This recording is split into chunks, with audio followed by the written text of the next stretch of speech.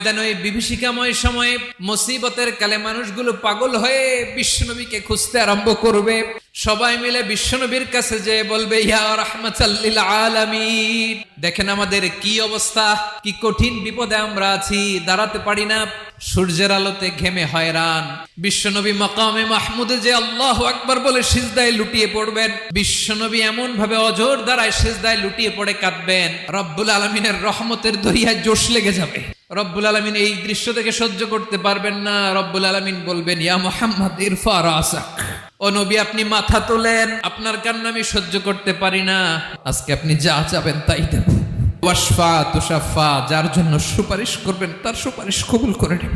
নবী মাথা তুলবেন, তুলে বলবেন, রব্বি হাবলি উম্মতি, আল্লাহ তুমি আমার গুনাহগার উম্মতকে বাঁচাও।